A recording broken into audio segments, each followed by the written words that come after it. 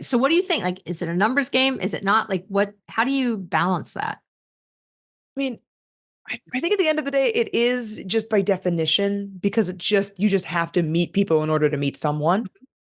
Like you can't meet one person if you don't Yeah. meet one person. Right. Right. Um, but I also think that that extended talking of getting overly invested in people that you either haven't met yet or you've met once so you don't know very well Hmm. leads to a lot more burnout because you're attaching yourself to all of these people. And now you're like, oh, well, I was having 20 dating app conversations and they didn't lead to any dates. But the only reason you remember that you were having that many dating app conversations is because you talked to all 20 of those people at length. Whereas, like, I probably have had 20 dating app conversations in the last few weeks. I could, off the top of my head, think of like two of them because Uh-huh. most of them were just me sending an opener, them not really responding, and me being like, all right, you're not Hmm. worth my time. Right. Oh, that's so good. Erica, what about you? I do think this one depends on the person a little bit. Like I currently am in a fatigue mode right now, and I wasn't even going on a lot of dates, but I was setting up a lot of dates or trying Mm. to. So I think it's a nice balance, and I think that's why I've started reincorporating like a phone call type screening. And the point of that for me more is being like, okay, are you actually looking to really get to know someone? And like that's such a small entry fee Hmm. to into my life and meeting me. It's just like, can we just talk on the phone for a second? Can I just see if Yeah. we vibe? Because unfortunately, you can be burned by some bad dates, and it's the bad dates that make you tired. And as much as we're giving dating app advice, I do think it's often hard to really filter those because it is a digital world versus in person. Yep. So like I don't Mhm. say that to discourage people. But I think it's a combo and it's more finding your sweet spot. And I have had friends that were like 2 dates a week consistently and went on 100 dates and eventually met their person.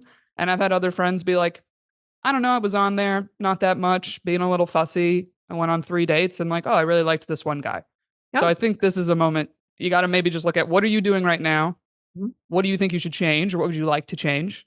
So if the answer is no dates to some dates, okay, maybe leave one night open a week that you go, all right, let me try to go on a date this one night and see how that makes you feel. See if that makes you tired, if that makes you feel energized. Like you got There's to read the vibe on yourself a little bit. also like none of these decisions are irrevocable. Like if you decide, you know what, I'm going to try going on more dates, more first dates. I'm going to try doing it.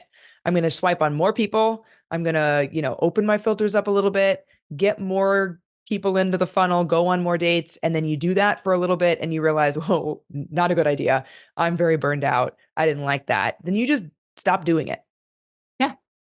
Isn't that funny? We make these decisions and we think that, right, that we're like making them forever and it does not, right. You can change your mind and you can do it differently. Well, yeah, I have two questions from that. One is how many apps, quote unquote, should you be on?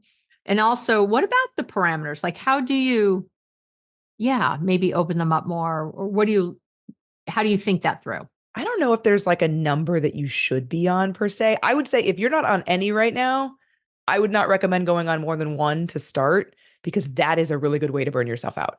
Okay. Mhm.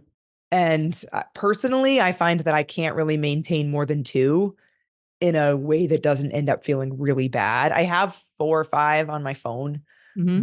but I can't consistently maintain more than two without feeling overwhelmed. Okay. But that's just what works for me. So like similarly, experiment, try one, see how that goes. If you're like feeling good and feeling like you want to maybe expand your pool a little bit, incorporate a second one, see how that feels. Okay. And Erica, for you, what Yeah. do you Well, I think the big truth is usually you will see a lot of people the same on either app. Oh, That's okay. So true. it's kind of like I agree that I think one versus two, I don't think is a huge difference. Hmm. I think the biggest difference, like Bumble, I find to be a very like immediate because they have time limits on when people can respond. So some people Oh, think that's great. Some people think that's like the one thing they would change, where it's kind of this sense of urgency and that maybe might cause you anxiety or whatever. hmm. So if you don't like the idea of that, and also women essentially have to open the conversation, then I would direct you maybe more towards a Hinge or a Tinder or some Hmm. other form. The Okay. interesting thing about your funnel question, I think this is something a lot of people are annoyed with dating apps, no matter which one you use, is it's like you have to pay to be able to have a better funnel or filtering system per se. And it used to be like they would let you have one filter for free, and now it's you have to pay for anything. So whether it's you're doing height, you're doing religion, you're doing do they want kids, you're doing what are you looking for, all those things are to pay for, which is annoying. But when I pay for them, I justify it to myself like, okay, this is basically what a monthly gym membership would cost. Usually it's like $35 a month. And you say, okay, would I pay a month of a gym to go on some more dates or maybe meet some people that are more aligned with my values?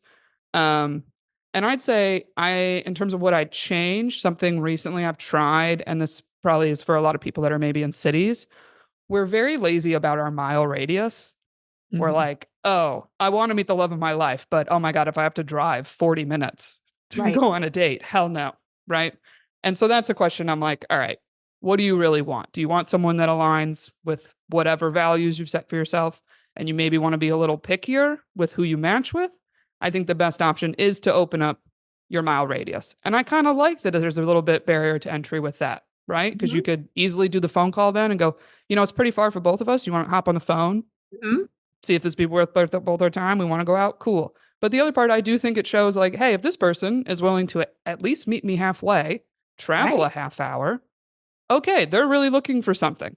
It's less likely to be someone that is just like, I just want to meet real quick on the fly. And like, I don't know, I'm just looking to be like, maybe they're cute, maybe I'll get lucky, or some kind of fast mindset like that, I guess.